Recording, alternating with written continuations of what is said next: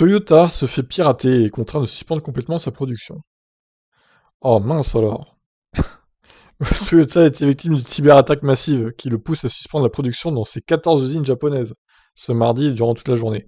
Le constructeur n'a pas officiellement donné la raison exacte de cet arrêt, mais une source interne a confirmé qu'il s'agit bien d'un piratage. L'ampleur des dégâts n'est pas encore connue. Demain, mardi 1er mars, aucune usine Toyota ne retournera au Japon. Face aux médias, le géant de l'automobile a invoqué une panne de système chez un de ses constructeurs, une panne visiblement assez conséquente pour mettre à l'arrêt pas moins de 14 centres de production. Dès lors, il se murmure que la panne serait en réalité une cyberattaque qui aurait paralysé le dit fournisseur.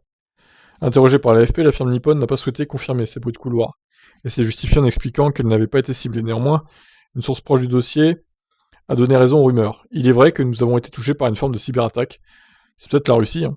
Nous sommes encore en train d'évaluer les dégâts avec une priorité numéro 1 de faire redémarrer les systèmes de production pour Toyota aussi vite que possible. Pour l'heure, seule la journée de demain verra les usines à l'arrêt. Le porte-parole du constructeur a déclaré qu'un nouveau sera fait d'ici là pour évaluer la gravité de la situation. Ce n'est pas une décision à la légère qu'a prise Toyota car ce sont environ 13 000 véhicules qui ne seront pas produits durant ce laps de temps. À l'heure où la firme se voit déjà contrainte de réduire sa production de 40% à cause de la pénurie de composants, cette cyberattaque enfonce encore un peu plus le groupe dans la panade. Qui plus est, 2022 s'annonce déjà comme une année charnière pour Toyota. Comme la majorité de ses concurrents, il s'agit désormais pour le constructeur d'amorcer sérieusement son virage vers l'électrique. À ce titre, ces derniers prévoient d'investir 13,6 milliards de dollars dans ce domaine d'ici 2025. Une cyberattaque de grande ampleur pourrait mettre à mal son image auprès des utilisateurs, notamment concernant la sécurité des véhicules. Eh ben, dur durant, ce qui arrive à Toyota.